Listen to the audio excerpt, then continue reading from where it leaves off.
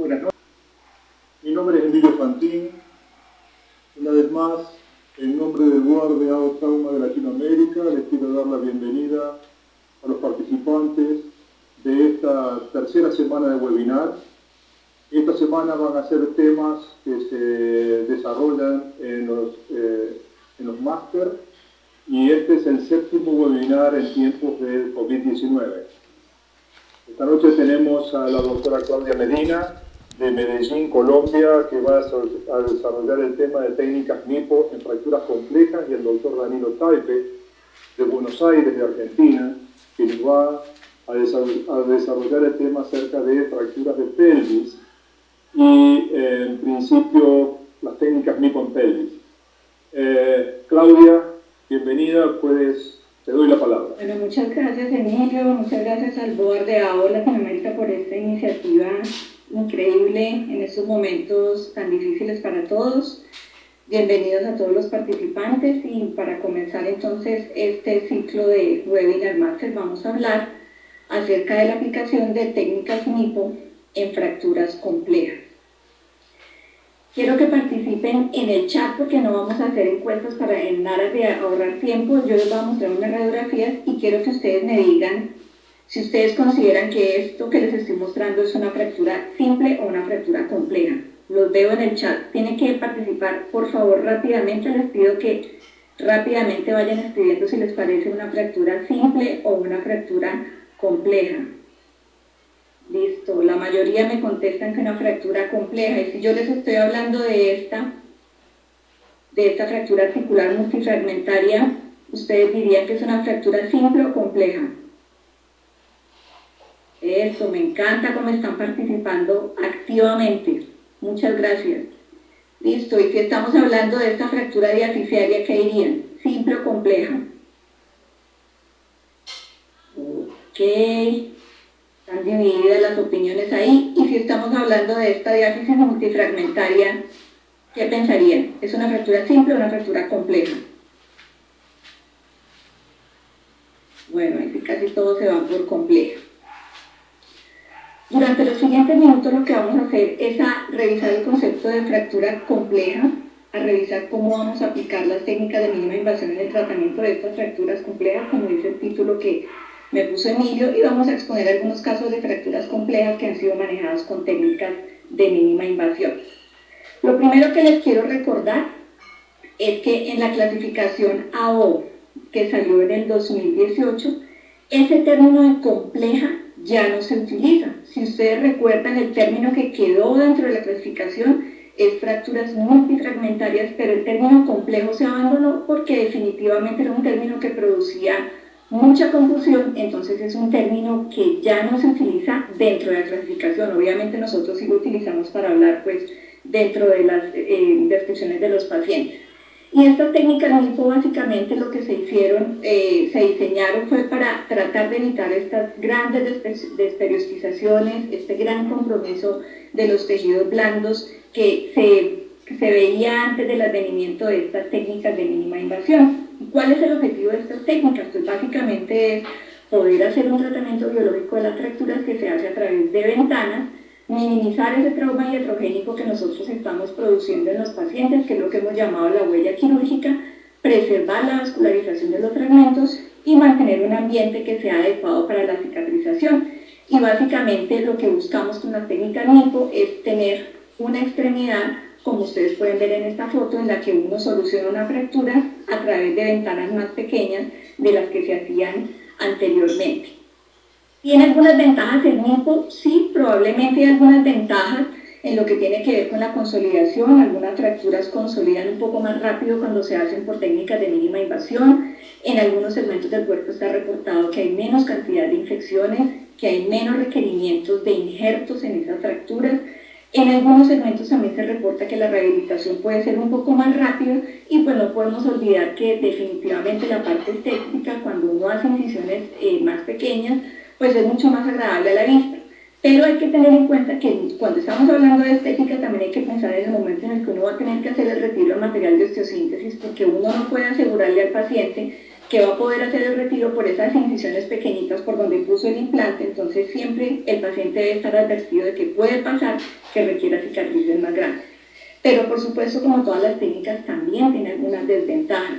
La primera de ellas es que usted va a tener una visión directa muy limitada respecto a lo que tiene que ver con la fractura que está manejando.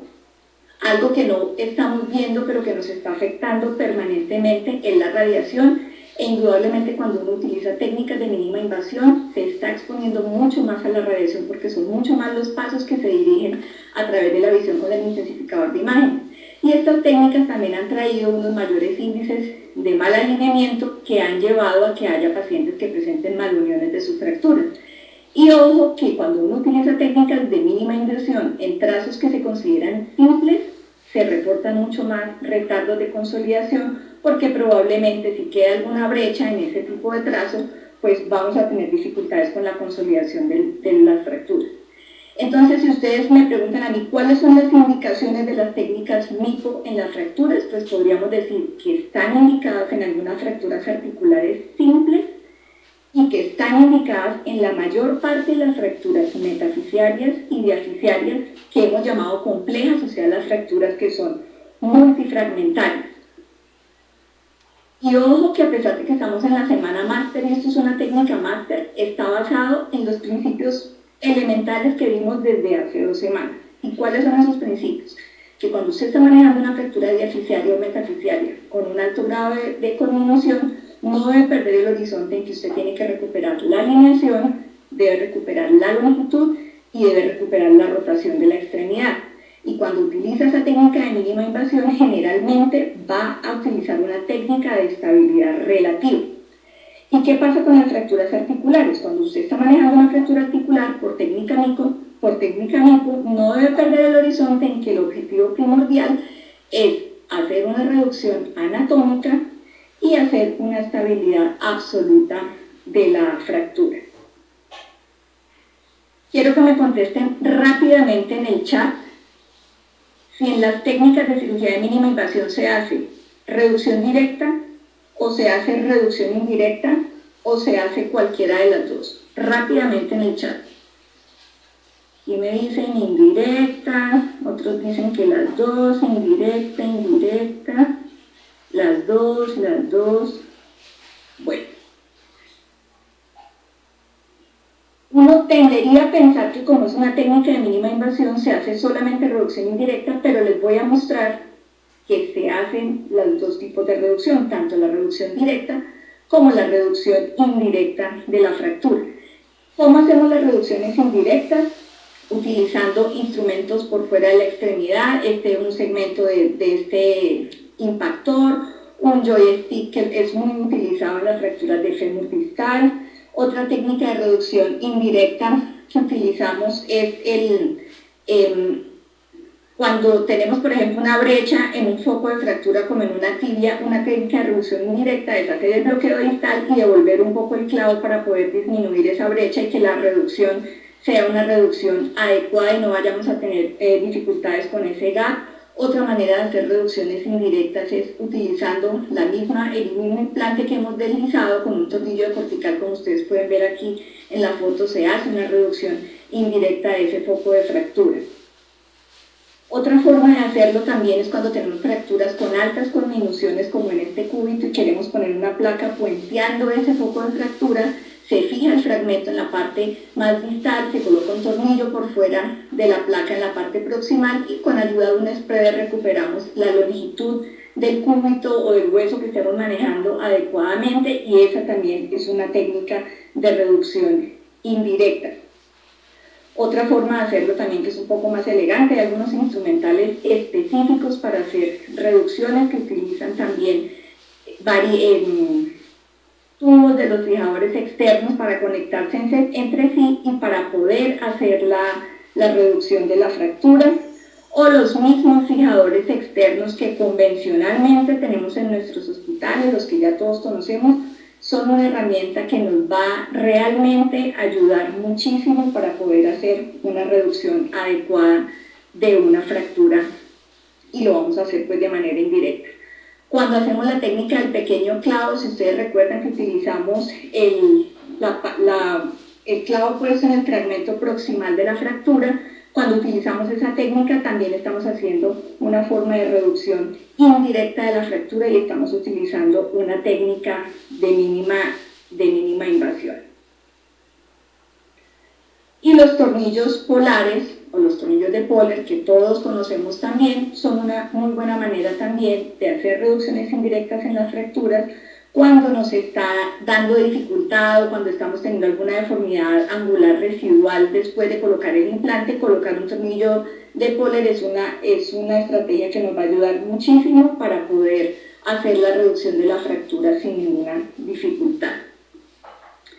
Ahora vamos a hablar de las técnicas de reducción directa porque no fueron tan tenidas en cuenta en el chat, entonces les voy a contar que uno también puede hacer cirugía de mínima invasión con técnicas de reducción directa, obviamente a través de pequeñas ventanas, obviamente teniendo técnicas biológicas para poderlas utilizar. Esta estrategia de la punta del Hohmann que la introducimos dentro del canal del hueso para poder hacer la reducción es una técnica de reducción directa, pero se puede hacer por medio de ventanas haciendo cirugía de mínima invasión cuando utilizamos este instrumento que se llama el clampo lineal, que es muy utilizado en fracturas diaficiales, en fracturas subtrocantéricas e inclusive en algunas fracturas de pelvis que ya más adelante Danilo nos va a mostrar. Es un instrumental muy utilizado para nosotros en fracturas subtrocantéricas.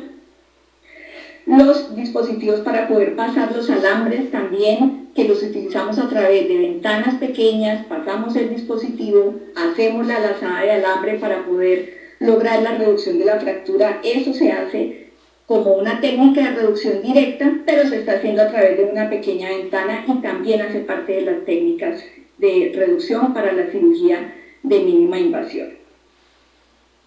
Utilizamos también algunas estrategias con ventanas desde diferentes partes de la extremidad del paciente. A veces, de acuerdo al tipo de trazo que tenga el paciente, vamos a hacer ventanas por anterior o vamos a hacer ventanas por la parte lateral de un muslo, por ejemplo, para tratar de hacer las reducciones de las fracturas, como ustedes pueden ver en este caso, en el que utilizamos ventanas anteriores y utilizamos ventanas laterales para poder lograr la reducción. Los joystick, que ya los habíamos mencionado, que son una estrategia bastante adecuada y estamos haciendo una reducción directa a través de una pequeña ventana, y hay algunos instrumentales que originalmente fueron diseñados para los cirujanos de pelvis, pero que hoy día también los utilizamos con mucha frecuencia en algunas fracturas de trauma convencional nuestro, como el que llamamos nosotros aquí el picahielo, que es el que utilizamos para hacer la reducción en un trazo de fractura como este, para lograr después hacer una fijación que sea adecuada. Entonces, ¿qué hemos visto hasta ahora? Que estas técnicas de mínima invasión nos sirven para las fracturas articulares simples, que tengan muy poco, que tengan mínimo desplazamiento, mediante técnicas de estabilidad absoluta y haciendo una reducción anatómica. La otra opción es en fracturas diaficiarias o metafisiarias que sean multifragmentarias, en los que vamos a utilizar técnicas de estabilidad relativa para hacer reducciones funcionales. Eso quiere decir para recuperar alineación, longitud y rotación. Y como les mostré, uno puede utilizar técnicas de reducción tanto directas como indirectas. Entonces, vamos a ver algunos casos. Yo les voy a mostrar los casos y ustedes rápidamente me van a ir contestando en el chat lo que les vaya preguntando de cada caso. Esto en aras del tiempo, que ustedes saben que aquí es oro. Este es un paciente masculino, accidente en moto, 38 años, trauma en el muslo derecho, un trauma facial, un paciente embriagado, la radiografía de pelvis no tiene lesiones óseas y llega a nuestro servicio con esta fractura. Quiero que me digan ustedes aquí en el chat, ¿qué es lo primero que piensan de tratamiento para este paciente? Estas discusiones toca hacerlas muy ágiles porque vamos directo al punto. ¿Qué harían con este paciente? Listo, aquí alguien me dice fijador externo. Es una lesión única y es un paciente que está estable. Tin, clavo gamma. ¿Será que la presa distal de esa fractura se nos alcanza a dar para un clavo gamma? Fijación externa. Listo, los que me están diciendo fijación externa, el fijador no va a ser el tratamiento definitivo, sí. Después del fijador, ¿qué le van a poner? Tracción. clavo endomedular, ¿qué más? Tutor, acuérdense que el paciente está estable, ¿por qué le van a poner un tutor? Paciente estable, lesión única. Bueno, lo que decidimos nosotros hacer en nuestro hospital con este paciente fue hacer una técnica de mínima invasión por ventanas con una placa extra larga de fémur distal que la moldeamos un poco arriba para que no nos diera dificultades en la parte más alta en el trocánter, con este resultado posoperatorio y con este seguimiento a 6 meses, en el que vemos que la fractura está consolidada, está muy bien alineada y manejamos una fractura compleja, segmentaria, que no era fácil decidir qué hacer con una técnica de mínima invasión a través de ventanas. Este otro caso es una mujer de 65 años, una prótesis de cadera hace 6 años, una fractura periprotésica 9 meses antes, que presenta dolor progresivo en el muslo desde hace 9 meses e ingresa a nuestro hospital con esta radiografía en la que vemos que tiene una fractura del implante que se utilizó para manejar la fractura periprotésica. Entonces, es una paciente con una prótesis total de cadera, con una fractura por debajo de esa prótesis, con una placa que se le puso que está fracturada. Y entonces, en este momento, ¿qué vamos a hacer con la paciente? Los veo en el chat. Clavo retrógrado, dice mi amigo de Chile. ¿Y hasta dónde va el clavo? Placa más larga, me dicen de México. Retirar material y qué más. Listo, placa cable, me dicen por aquí. Trim, trocar el implante, o sea, cambiar el implante, me dice el amigo de Brasil. Bueno, nosotros lo que decidimos en ese momento, una paciente que no tenía ningún signo de infección, y nuestro plan quirúrgico entonces fue planear unas ventanas, hacerlo como muchos de ustedes me han puesto ahí en el chat.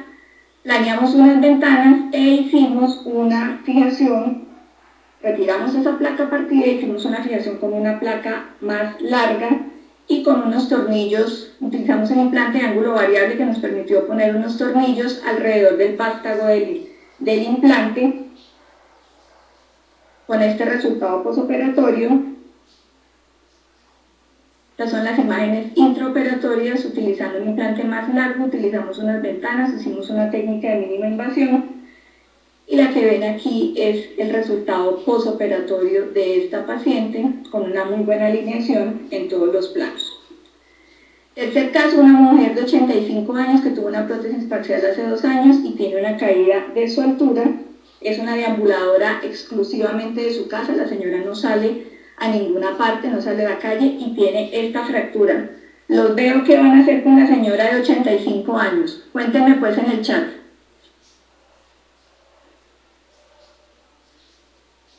No los veo.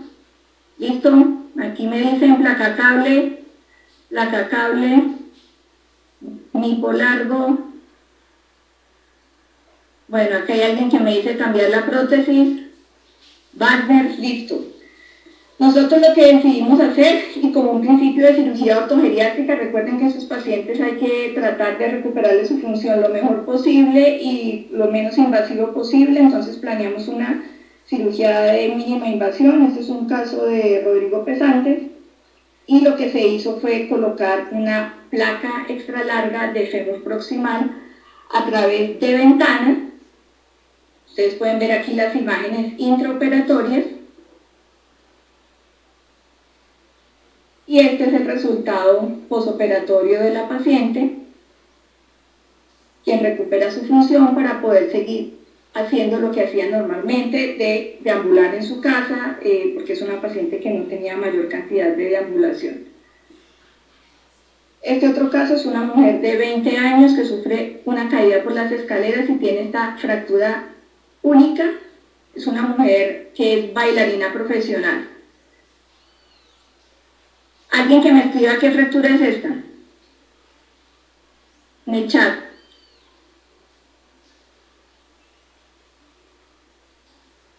Intertrocantérica, pertrocantérica, tronzo subtrocantérica. Listo. Quien la manejó en ese momento lo interpretó como una fractura intertrocantérica. Estoy de acuerdo con Daniel, que nos dice que es una subtrocantérica. Él lo interpretó como una intertrocantérica e hizo esta fijación con un DHS que, si tenemos en cuenta que es una subtrocantérica, probablemente no era una buena opción. ¿Qué va a pasar? ¿Consolida o no? Los veo en el chat. ¿Consolida o no consolida?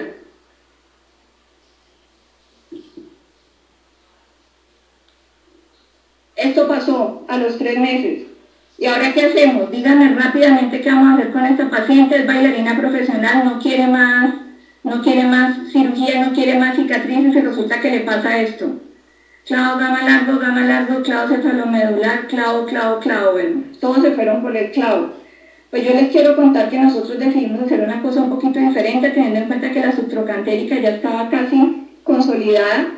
Entonces planeamos hacer una ventana adicional a la ventana que ya habíamos hecho, pues para poner, que ya se le había hecho para poner el DHS, y lo que hicimos fue cambiar la placa del DHS por una placa más larga para manejar esa fractura diaficiaria, con este resultado posoperatorio y con este seguimiento a largo plazo.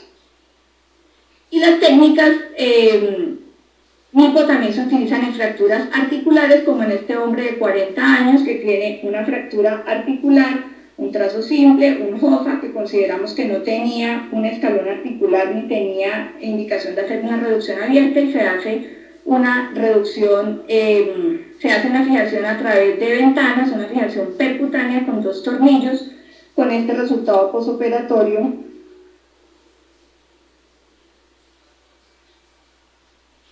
Listo. Y este último caso es un paciente que tiene una fractura bilateral de la tibia,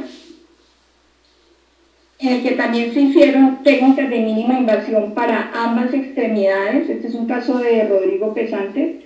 Es un caso en el que hacen múltiples ventanas muy pequeñas y se van haciendo las reducciones, son fracturas segmentarias en las tibias, se van haciendo las reducciones para lograr una adecuada alineación, longitud y rotación. El resultado posoperatorio radiológico de ambas fracturas es muy satisfactorio, y este es el resultado clínico del paciente, que también es bastante satisfactorio. Entonces se ve bonito, ¿cierto? Y uno diría, no, pues muy chévere esas técnicas de mínima invasión, cómo funcionan de bien, pero errar es de humanos, y esta es una diapositiva que muchos de nosotros utilizamos con frecuencia en nuestras presentaciones, porque como errar es de humanos, también vemos algunas cosas en las que se ha usado el concepto de la mínima invasión, no se ha utilizado mal. Mínima invasión no es colocar placas pequeñitas con incisiones pequeñitas, ni colocar menos tornillos de los que requiere un paciente, porque miren la catástrofe que puede pasar con un paciente en quien no se le hace la indicación adecuada ni los principios de fijación adecuados. Usted debe tener en mente las complicaciones, conocer cuáles son los métodos para diagnosticarlas y conocer cuáles son los errores más comunes. En cirugía tiene que saber diagnosticar cuándo una fractura está mal alineada, tiene que verificar si el paciente tiene o no tiene una discrepancia de longitud de la extremidad, y por supuesto tener en cuenta los reparos anatómicos. Y complicaciones tardías que tienen que ver con la falla del material, retardo de la consolidación y no consolidación de las fracturas. ¿Cómo se evitan esas fallas? Usted debe verificar en cirugía alineación, longitud y rotación. Debe conocer muy bien la longitud de las placas y utilizarlas adecuadamente. En general se utilizan placas largas. Tiene que entender cómo es la biomecánica de placas y tornillos, y debe suplementar las fracturas cuando haya defectos muy grandes para que no fallen. Por último, este es un artículo que les quiero recomendar, es un artículo del 2012 que habla de cuáles son las ventajas y cuál es la aproximación que uno debe hacer en estas cirugías de mínima invasión desde la evidencia científica. Ellos lo que recomiendan es que se debe evitar el mal alineamiento, los gaps, hacer los túneles de las placas adecuadamente y evitar la manipulación directa. Y ojo que manipulación directa no es lo mismo que reducción directa, ¿no? Es evitar manipular los fragmentos de manera brusca o de manera agresiva. Y hacen unas recomendaciones generales que ustedes las van a poder ver después en el webinar que va a quedar grabado, pero lo que les quiero decir principalmente de esto es que una recomendación vital es que el cirujano debe realizar una cirugía lo menos invasiva posible, pero tan invasiva como el cirujano necesite, y esto en aras de obtener un muy buen resultado. ¿Qué quiero que se lleven? Que la complejidad de una fractura puede empeorar si se escoge una técnica de reducción y de fijación errónea, que se pueden hacer reducciones directas e indirectas con estabilidad absoluta o relativa, ejecutando técnicas de mínima invasión, y que a pesar de que eso es una técnica que llamamos máster, esta técnica máster se basa en los principios básicos de tratamiento de todas las fracturas. Muchas gracias. Muchas gracias, Claudia. Muy buena la presentación. Perfecta el ARS rápido que has realizado. Te quiero hacer algunas preguntas. Han salido, no están las preguntas en pantalla, pero yo ya las escribí. Rogelio de Brasil pregunta si los implantes pequeños son un error cuando usamos técnicas MIPO. Los implantes pequeños generalmente se utilizan como coadyuvantes de las placas largas. Por ejemplo, en las fracturas periarticulares, que estamos haciendo reducciones anatómicas de las articulaciones, se utilizan bastante los implantes pequeños para poder corregir esas fracturas articulares. Pero cuando usted está haciendo una técnica de mínima invasión, en una diáfisis o en una metáfisis que son fracturas que tienen conminuciones, y que lo que usted está buscando es recuperar alineación, longitud y rotación, normalmente va a utilizar implantes largos. Entonces los implantes cortos son más como coadyuvantes, o en las fracturas, por ejemplo en las fracturas articulares como el JOFA que les mostré, pues uno utiliza 2 tornillos para hacer la fijación percutánea si no hay un escalón significativo. Hay una pregunta de Jimmer, de Colombia, que pregunta: ¿es mínimamente invasivo un clavo intramedular? Sí, un clavo intramedular es una cirugía de mínima invasión. Teníamos como la concepción de que esto es solamente con placas, y si uno mira el libro de la AO de MIPO, pues es Minimal Invasive Plate Osteosíntesis. Entonces estaba escrito en placas, pero las cirugías con clavos intramedulares son cirugías de mínima invasión también. Antes de darle la palabra a Danilo, hay una pregunta de Manuel de Argentina que te hace, dice: ¿por qué se produjo la fractura debajo de la placa del DHS que has mostrado en ese caso clínico de la bailarina? Bueno, el análisis que hicimos es que ahí se mezclaron principios, o sea, hubo una cadena de errores. Primero se utilizó un DHS en una fractura subtrocantérica que no era el implante ideal. Segundo, si ustedes detallaron o cuando vean el webinar grabado, le pusieron un tornillo de compresión interfragmentaria al foco de fractura que pretendieron neutralizar con ese DHS muy corto. Entonces realmente el sitio de la fractura fue un sitio que quedó extremadamente rígido con un implante muy corto, y eso hizo que una paciente que a pesar de tener solo 20 años se fracturara por debajo. Y la última, así seguimos con el webinar, dice Mario de Bolivia: ¿puedo utilizar 2 placas en una misma fractura? ¿Qué opinas, Claudia? Claro, de hecho, hoy día, por ejemplo, en algunas fracturas metafisiarias del fémur distal, que hay defectos muy grandes, que yo les decía que una de las tácticas para tratar de evitar fallos en estas osteosíntesis es suplementar las placas o hacer aumentaciones de esas placas cuando hay defectos muy grandes. Entonces, una opción es utilizar una placa medial en el fémur distal. En algunos pacientes de fracturas de húmero proximal que no se puede recuperar bien el cálcaro, que tienen mala calidad ósea, también se utilizan dobles placas. Entonces, hoy día es una alternativa que en casos muy bien escogidos creo que funciona muy bien. Perfecto, Claudia, muchísimas gracias. Queremos que te quede, así vamos a contestar las últimas preguntas al final del webinar. Le doy la palabra al doctor Danilo Taipe, que nos va a hablar acerca de MIO en pelvis. Gracias, Emilio. Gracias al BOR latinoamericano por la invitación. Un placer compartir esta charla junto con Claudia Medina y con Emilio, 2 amigos que me dio la hora. Para empezar, con respecto a la charla, vamos a plantear algunos objetivos de la charla, que son introducir cuál es el concepto de MIO en pelvis y acetábulo, entender a qué lesiones lo podemos aplicar, en qué lesiones nosotros podemos tratar con la técnica mínimamente invasiva, cuáles son las técnicas de reducción, cuáles son los corredores seguros de la pelvis y cuáles son las imágenes necesarias para poder realizar este tipo de cirugías.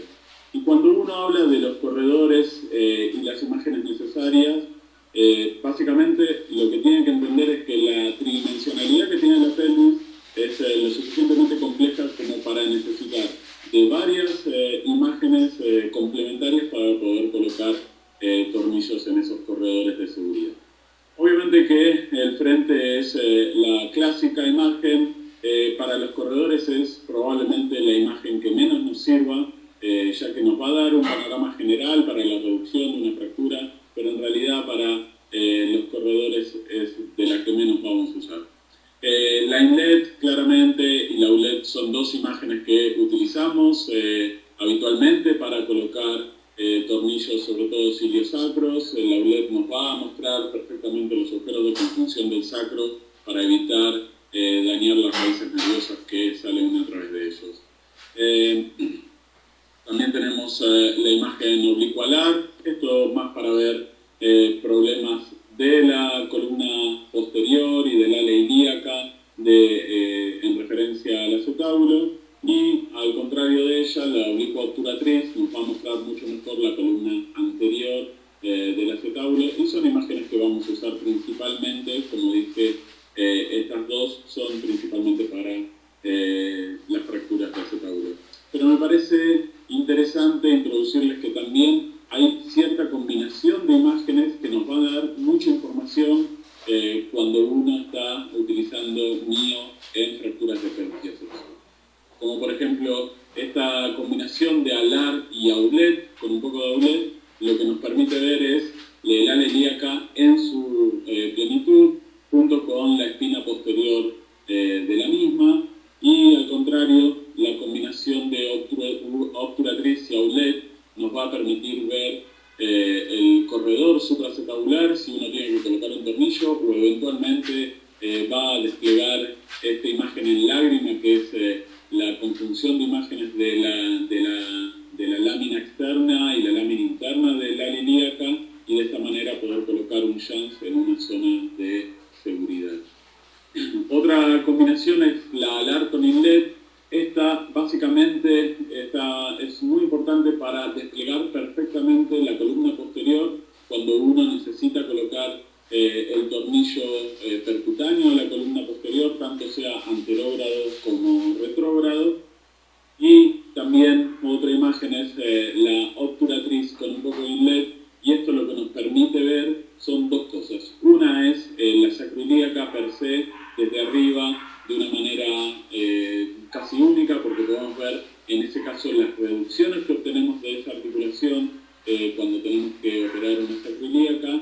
Y por otra parte, como van a ver en la imagen de la derecha, cuando el tornillo llega a su tope en el ala ilíaca, en la zona externa, lo vamos a ver con una inclinación similar a esta, obturatriz e inlet.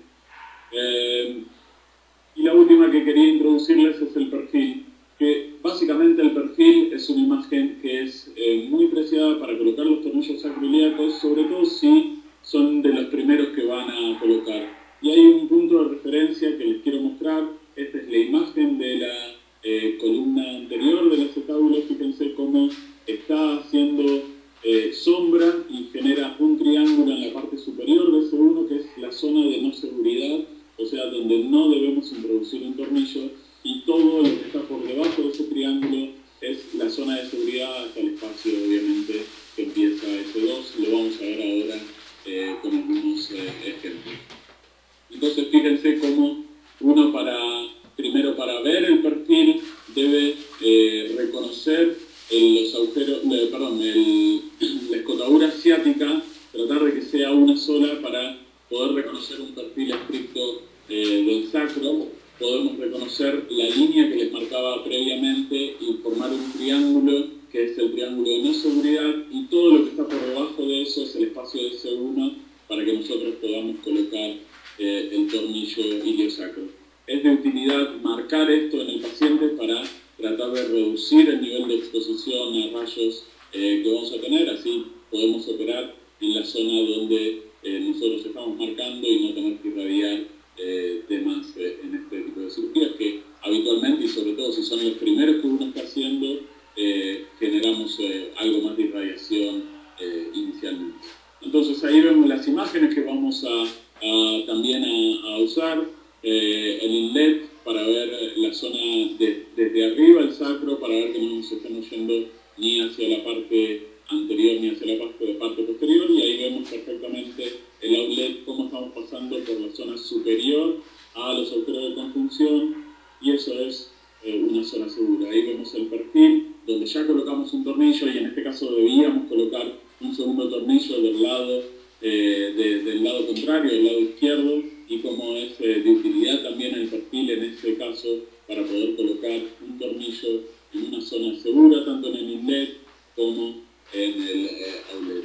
Y esto, el paciente también tenía una fractura de la rama, esto lo vamos a ver un poco más adelante, pero fíjense ese truco de cuando son difíciles y esas ramas son pequeñas y difíciles de enhebrar, a veces se puede utilizar un tornillo canulado, y el truco es doblarle la punta de la clavija para poder enhebrar la rama, y luego de eso colocar el tornillo pertinente para poder estabilizar la fractura con un resultado adecuado en el postoperatorio.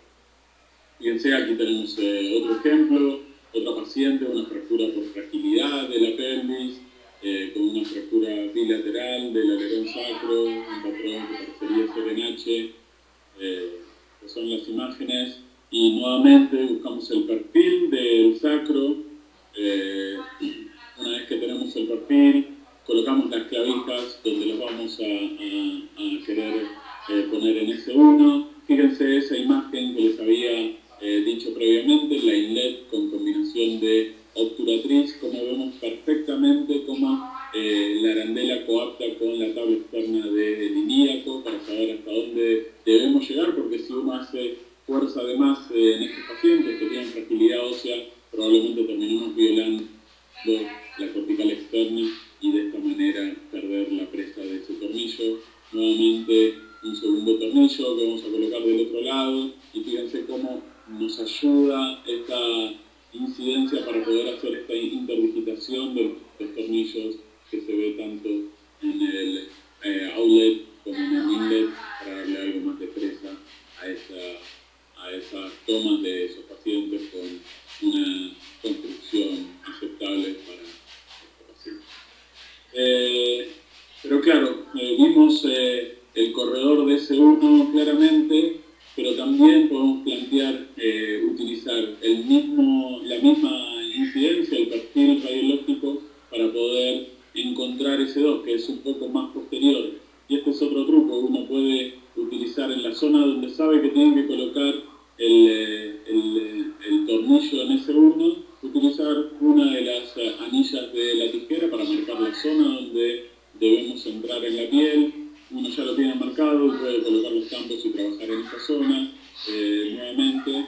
Y vamos a ver, esa es la imagen intraoperatoria. Fíjense en la imagen de la derecha como ya tenemos colocado el tornillo en S1 y ya marcamos la zona donde voy a colocar el tornillo en S2.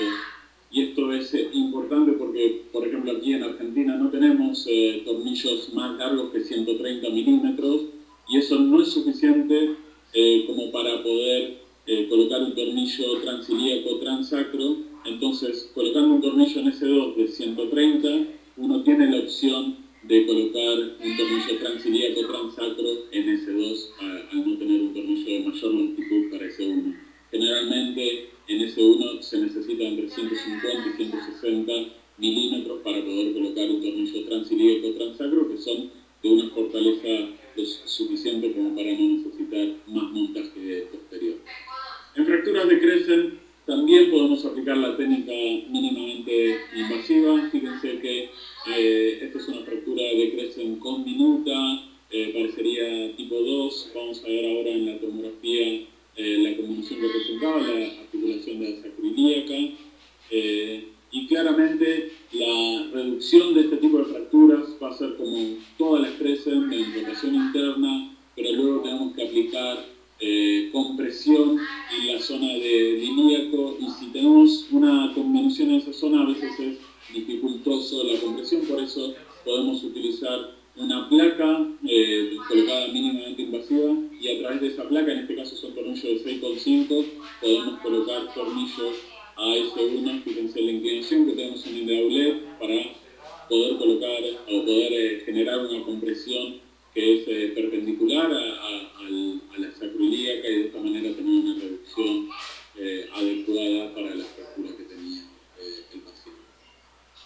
Y una cosa es cuando tratamos fracturas en el sacro, y otra cosa distinta o biomecánicamente un poco diferente es cuando tratamos lesiones puras de la sacroiliaca. En este caso vamos a ver a esta paciente que tenía una lesión de la sacroiliaca del lado derecho, acompañada de una lesión en la columna anterior del acetábulo, del lado derecho también. Fíjense cómo inicialmente tratamos de manera percutánea la columna anterior. Ahí estamos colocando un tornillo de manera anterógrado. Ese es un tornillo de cortical de 4,5 que generó compresión. Si ven en el trazo cómo se ve comprimido y cerrado ese trazo.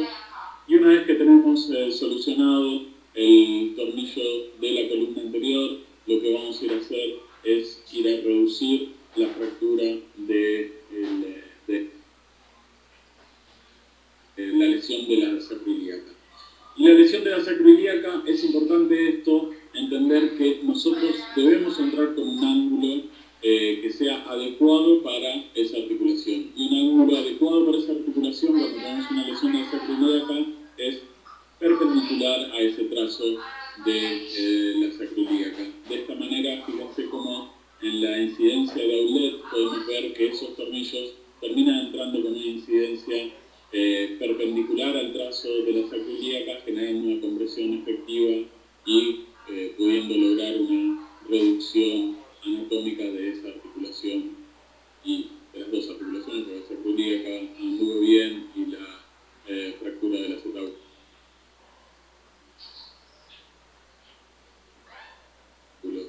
también. Una cosa importante con respecto al sacro es el dismorfismo sacro. Este es un trabajo donde evaluaron 104 pelvis no lesionadas y le hicieron tomografía y radiografía a todas ellas, y el objetivo del trabajo era encontrar cuántos de estos sacros eran dismórficos y cuáles eran algunos de la medición de ángulos que se presentaban aproximados para poder colocar un tornillo en sacro 1, en S1. Entonces fíjense que las mediciones que sacan y la inclinación que uno tiene que darle a esos tornillos para poder entrar en el corredor de S1 son mayores que las habituales. Y es mucho más difícil poder hacer un tornillo transilíaco transsacro en S1, porque el corredor es mucho más fino en estos sacros que son dismórficos. Habitualmente, como en el caso que se ve a la derecha, lo que uno tiene que hacer es colocar el tornillo con esas inclinaciones. Fíjense que uno tiene que declinarlo tanto en el outlet como hacer una dirección desde posterior hacia anterior en el inlet también, para poder entrar en la zona de S1. Y después en S2 uno puede colocar, en definitiva, como mostré previamente, un tornillo transilíaco transsacro. Fíjense que el 44%, está tapado ahí, pero el 41% de las pelvis que ellos testearon tenían un grado de dismorfismo sacro, y de esa manera es algo que nosotros nos vamos a encontrar y que puede llegar a ser un poco desafiante de colocar un tornillo sacroiliaco en un sacro dismórfico. ¿Cómo se ve un sacro dismórfico? Lo van a ver ahí en el gráfico. Tiene un proceso mamilar prominente, y aparte de eso van a encontrar esa hipoplasia que tiene en los alerones sacros, y el que es bien característico de los sacros dismórficos.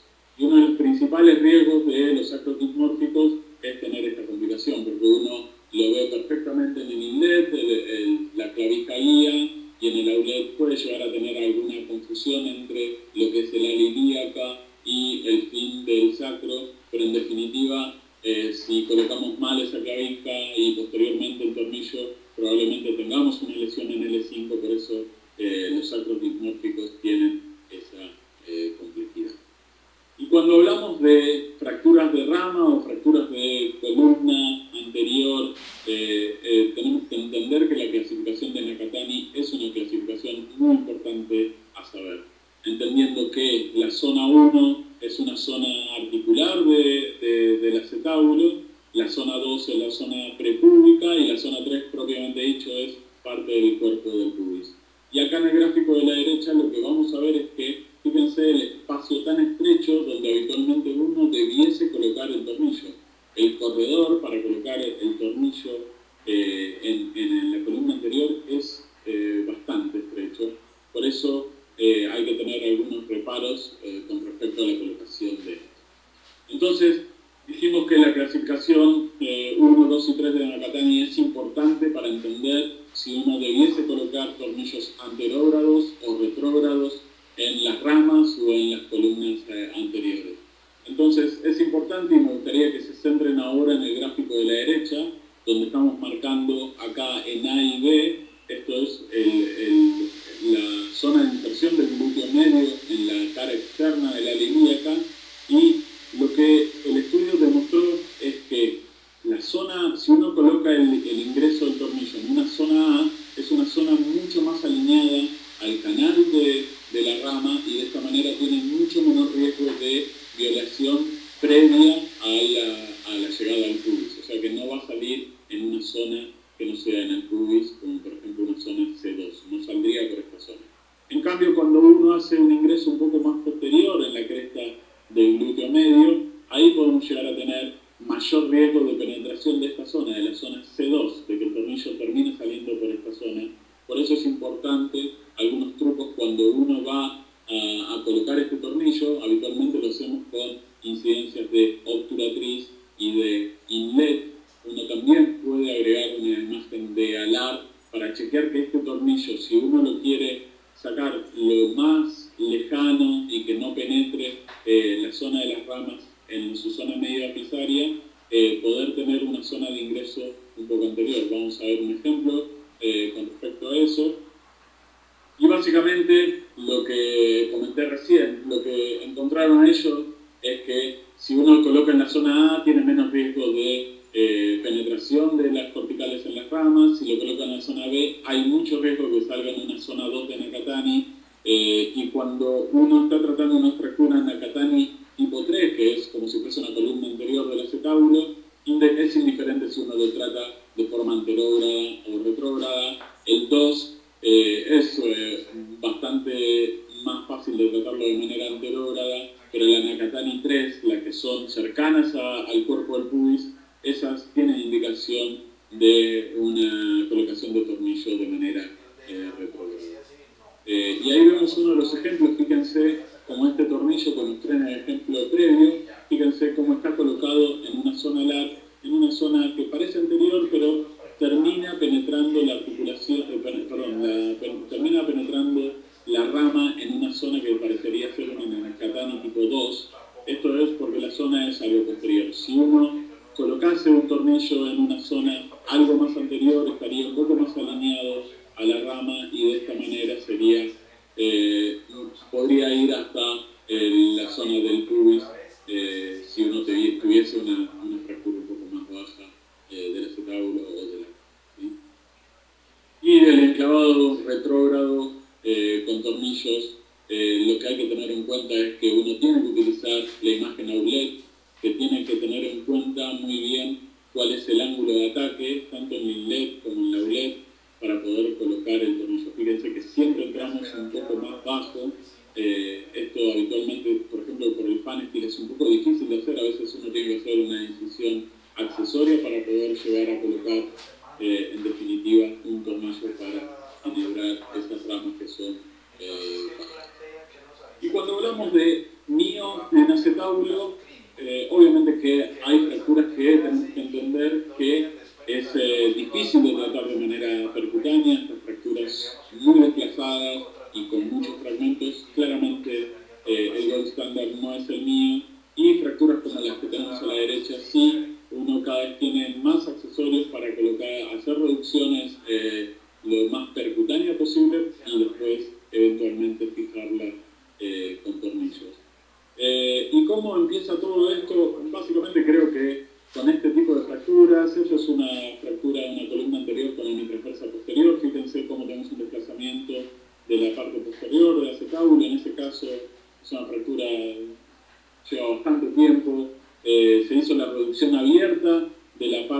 posterior del acetábulo y la fractura anterior del acetábulo la traté con un tornillo. Y fíjense que tuvimos la misma complicación, colocar los tornillos en estas columnas anteriores que tienen 2 puntos de fractura son un poco complejos, entonces el tornillo terminaba y con algo de dimorfismo en esa columna anterior terminaba cayendo en la zona de la fractura.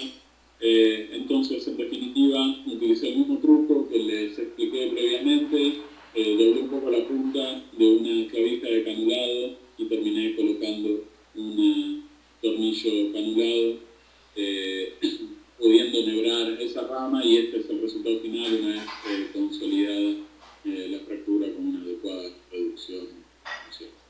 Entonces, si lo podemos usar para tratar percutáneamente una columna anterior de una fractura de acetábulo, lo mismo cuando uno puede tratar una columna posterior de manera percutánea cuando ya trató el componente anterior principalmente desplazado, y esto también, al igual que el tornillo de la columna anterior, se puede colocar de manera anterógrada o retrógrada. En este caso es un tornillo retrógrado en un patrón similar, una columna anterior con hemitransversa posterior, reducido el componente anterior, y lo que se coloca ahora es el tornillo de manera retrógrada para estabilizar esa columna posterior. Pero básicamente cuando uno habla de fracturas de acetábulo y mío, probablemente las fracturas transversas son de las que más uno puede tratar, estas transversas que no se desplazan completamente. Fíjense cómo tenemos una transversa baja en este caso, y vamos a proceder a hacer una técnica percutánea, un tornillo en la columna anterior, nuevamente un tornillo en este caso anterógrado hacia la columna posterior, y logrando una buena reducción de esa fractura en comparado con el previo. Esa es la imagen ya consolidada. Esta es una columna anterior, fíjense cómo utilizamos también técnicas de reducción que son percutáneas, colocamos un shunt en el ala ilíaca, en la cresta, y de esta manera le damos rotación interna para poder obtener la reducción de la fractura, un empujador para ayudar la compresión, y una vez que tenemos reducido eso, procedemos a colocar los tornillos para fijar esa columna anterior. Y ese fue el resultado del paciente. Esas son las imágenes de las heridas, y esta es la comparación entre lo que era preoperatorio y lo que el resultado que obtenemos en el postoperatorio, con una reducción adecuada para el método que utilizamos mínimamente invasivo. Esta es una paciente de 25 años con una protrusión acetabular, una cadera ya con algún grado de displasia. La paciente era sindrómica y presentaba una fractura de la columna anterior. Era una paciente que era difícil que mantenga un reposo en su cama. Esas son las imágenes en las incidencias oblicuas. Ahí vemos la fractura de la columna anterior. Lo que decidimos hacer nuevamente es una fijación percutánea. Fíjense que siempre, o casi siempre en estas fracturas, utilizamos este método de reducción indirecto, que es la tracción en el eje, con un shunt colocado en el eje del cuello. Obtenemos tracción y de esa manera tratamos de darle reducción indirecta a la fractura. Fíjense, algo muy interesante, acá estamos colocando, la rama es súper pequeña, fíjense que estamos colocando un tornillo de 3,5 largo, y este tornillo pasa a través de esa columna anterior que es súper fina, pero al momento de generar compresión, fíjense el escalón articular que le genera a esa fractura. Entonces ahí detuve el procedimiento, saqué ese tornillo y decidí colocar un tornillo en el eje perpendicular al trazo de fractura, que era lo que claramente la fractura me estaba pidiendo y yo no lo estaba viendo. Y una vez que terminamos de colocar ese tornillo, sí se logró una reducción adecuada, y en definitiva pusimos el tornillo en la rama y en la columna anterior, como si fuese un tornillo de protección, de neutralización, generando la compresión con el tornillo perpendicular al trazo de fractura. Y esto es con una buena evolución. Esto es al tiempo, la paciente, seguimiento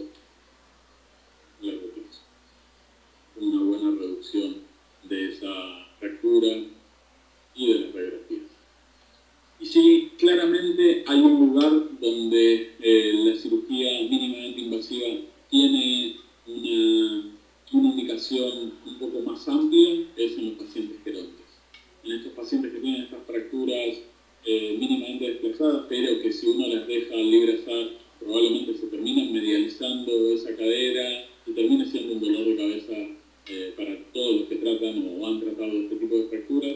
Este es el caso donde uno debiese tratar estas fracturas de manera percutánea. Y no solo las fracturas mínimamente desplazadas, sino estas fracturas que tienen un desplazamiento mayor y que el paciente tiene actividades diarias de la vida de baja demanda, donde uno quiere estabilizar esa fractura, tal vez in situ, sin hacer grandes abordajes.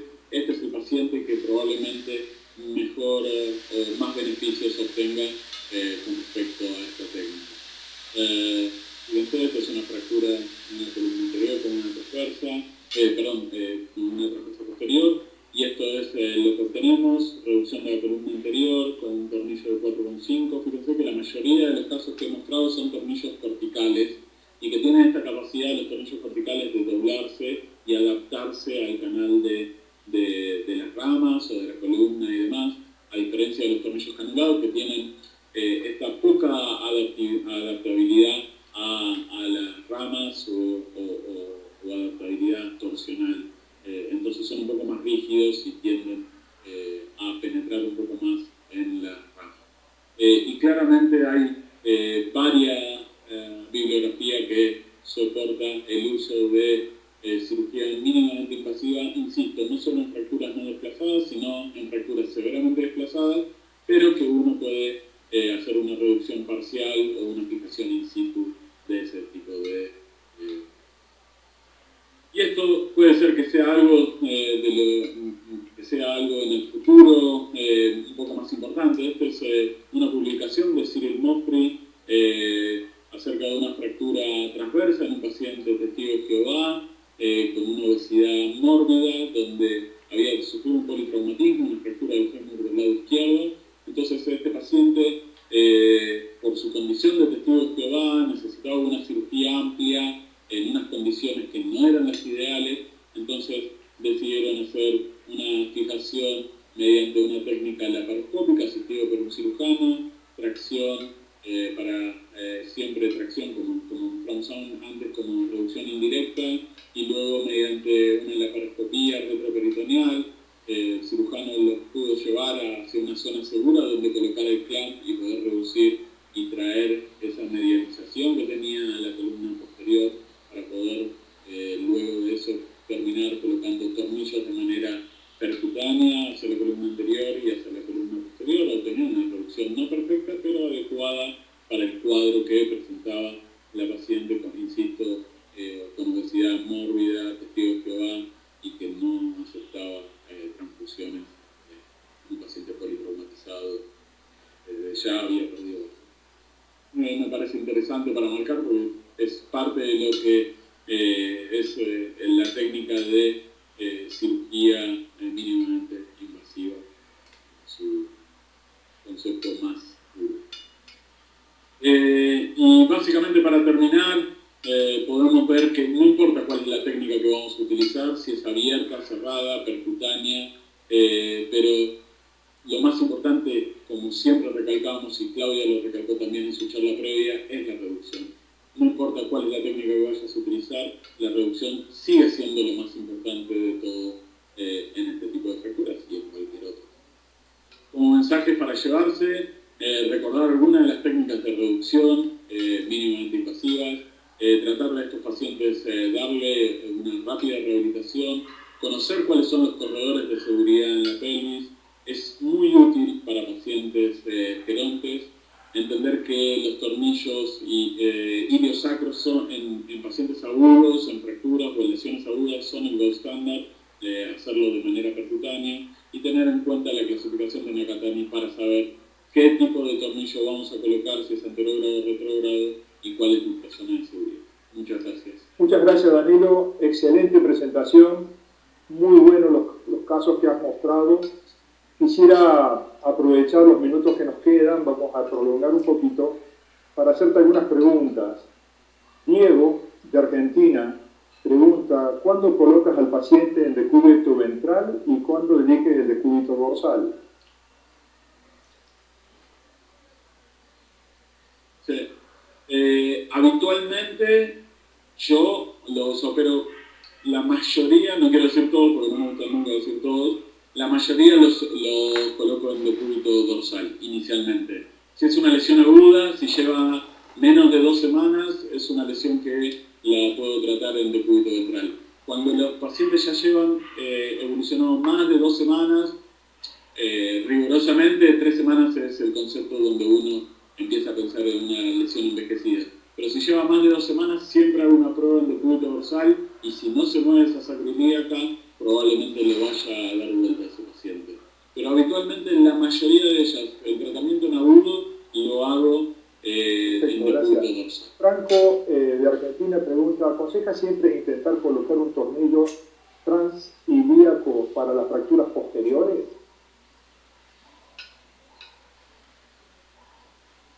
Es el tornillo que biomecánicamente tiene mejor fundamento, el transilíaco transsacro, el que atraviesa todo el ilíaco y termina tomando en el ilíaco, en la cortical del ilíaco del otro lado que uno lo está colocando.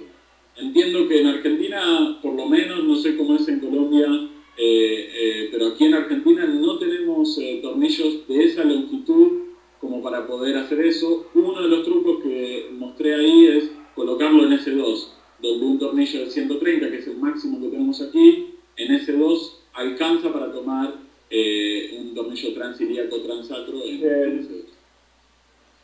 Oswaldo, de Ecuador, le dice, en una lesión sacroilíaca, ¿de qué forma se estabilizaría provisoriamente hasta realizar la osteosíntesis definitiva?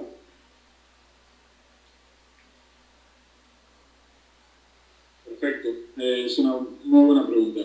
Depende mucho de qué tipo de lesión estamos hablando.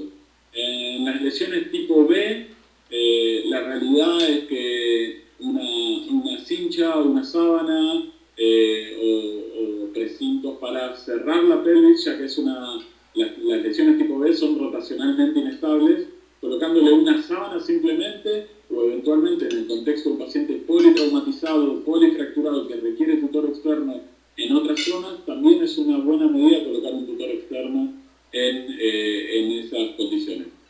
El paciente con una lesión tipo C, donde ya hay un cizallamiento, hay una pelvis que está ascendida por sobre la otra, en ese caso, tracción esquelética supracondilia y colocar, puede ser una sábana, puede ser un tutor externo, depende del medio y los recursos que uno cuente. Pero si uno tiene una sábana que lo pueden tener en cualquier lado y una tracción esquelética supracondilia, colocado de una forma adecuada, es suficiente como para tratar temporalmente esos pacientes. El problema de las lesiones tipo C es que si uno coloca el tutor externo y no tiene la suficiente experiencia, lo que hacen es cerrar adelante y terminan abriendo atrás y generan mayor inestabilidad hemodinámica. Entonces hay que tener un poco de cuidado con la colocación de esos tutores externos en las lesiones tipo C. Hay que saber cómo reducir, empujar en las sacroiliacas para mantener cerrada esa pelvis y que no se transforme todo en un martes 13 por intentar colocar un tutor externo en una lesión tipo C. Por eso yo lo que digo es, si no tienen experiencia, una sábana bien colocada a la altura de los trocánteres, cerrando la pelvis y una tracción esquelética supracondilia, le van a salvar la vida. Y por último, hay dos Mauros que te hacen casi la misma pregunta, los dos son de Argentina. Uno dice, el shunt que coloca para la tracción, imagino que debe ser a nivel de trocánter, ¿cómo realiza la tracción durante el procedimiento? Y también nos pregunta, ¿cómo haces el shunt trocantérico? Si puedes explicar un poquitito esa maniobra de reducción. Sí, el shunt está colocado como si fuese un tornillo cefálico de DHS o una lámina, en el mismo sentido, en el eje del cuello. A mí me gusta colocarlo en el eje del cuello y lo que hago es colocarle un mango universal atrás y pongo un ayudante para traccionar de ese mango como método de reducción. También se puede colocar desde el trocánter mayor al menor de esta manera y traccionaría. Yo lo que creo que el vector de la fractura generalmente es de la cadera hacia adentro, por eso me gusta colocarlo en el eje del cuello. Pero se puede utilizar de las dos maneras. Claudia, tú ya la contestaste esta pregunta, pero ya la vienen haciendo, ya la hicieron en fracturas de antebrazo. ¿Tiene cabido realizar técnicas mínimamente invasivas en fracturas de antebrazo?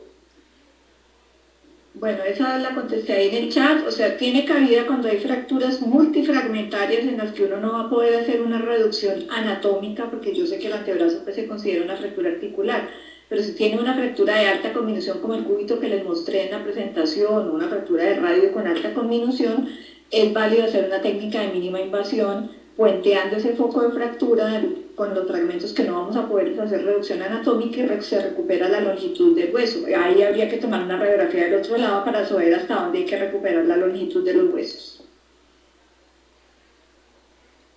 Danilo, una de las... Emilio, sí. Déjame contestar dos preguntas que me parecen interesantes.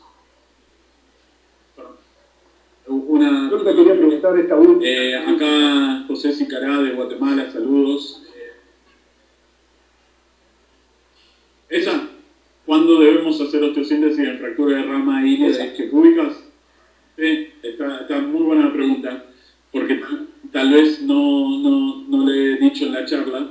Es importante entender que las fracturas, no todas las ramas se deben fijar, no todas las fracturas de pelvis del anciano se deben fijar. Básicamente cuando uno tiene una lesión posterior, o sea, del sacro completa, o sea, atraviesa desde anterior hacia posterior con un trazo completo, esa es una lesión que es inestable según la nueva clasificación que publicó Paul Romans con respecto a fracturas por fragilidad de la pelvis. Entonces, ese tipo de fracturas nosotros la vamos a fijar. Y el componente anterior debe ser acompañado en la fijación de este tipo de pacientes, que es habitualmente lo que vamos a fijar. ¿Se puede no fijar un componente anterior en un paciente joven? Sí, probablemente sí, no pase nada. El componente anterior está descrito que lleva entre el 20 y el 25% de la biomecánica, o sea, del soporte de la pelvis. El 80% del soporte lo lleva a la parte posterior. Ahora sí, el confort del paciente para el postoperatorio es mucho mayor cuando uno fija también esas fracturas que cuando no. Situación distinta a la del anciano, donde siempre es ideal fijar el componente anterior de la fractura, y eso está escrito en el trabajo de Paul Romans de manera... La última pregunta es para los dos, porque hay dos preguntas que hablan sobre timing, sobre tiempo de cirugía. José de Argentina pregunta a Claudia, ¿qué tiempo límite para poder planificar una cirugía MIPO y qué factor hay que tener en cuenta? Y Paul de Perú pregunta cuál es el tiempo ideal para operar una fractura de pelvis asociada a una fractura acetabular. O sea, las dos son preguntas similares de técnica mínimamente invasiva, una para pelvis y otra para MIPO en general. Claudia, ¿tenés la palabra primero?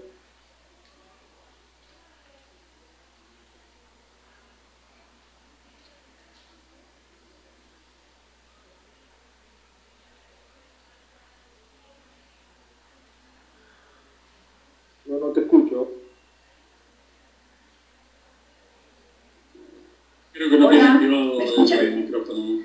Ahí sí. Claudia, a ver. Ok, para hacer técnicas de mínima invasión, lo ideal es hacerlo en las primeras 2 semanas. Si el paciente ya tiene 20 días con una fractura, es muy poco probable que uno vaya a tener una técnica de mínima invasión exitosa, porque obviamente ya el cuerpo ha empezado a hacer su trabajo de consolidación y se va a hacer un poco más difícil y con más riesgos. Entonces, en las primeras 2 semanas es ideal, máximo 3 semanas. ¿Y tú, Danilo, para las fracturas de pelvis con acetábulo, cuál es el tiempo? Sí, en pelvis es un poco... Y es un poco lo mismo. Luego de las 3 semanas se torna un poco dificultosa la reducción y probablemente necesita una reducción abierta. Pero sí, 3 semanas es el tiempo. Mi consejo es anestesiar al paciente, probar si se mueve, sobre todo las sacroiliacas, que son a veces traicioneras, probar que se muevan antes de empezar la cirugía porque si no, una vez que ya están colocados los campos y tienen que cambiar completamente la indicación, es difícil. Y en caso de que tengan alguna complicación y vean que no lo pueden manejar de esa manera, hay que hacer una primera ventana y reducir de forma abierta las acrílicas, en el caso que estamos hablando de acrílicas. Bueno, quiero agradecerles a Claudia, a Danilo, el tiempo que han utilizado de su cuarentena para preparar estas presentaciones. Quiero agradecer a los participantes que nos sigan acompañando. Les voy a dejar la palabra para que se saluden Danilo y Claudia y los esperamos el próximo miércoles para continuar en esta serie de webinar en tiempos de coronavirus. Buenas noches.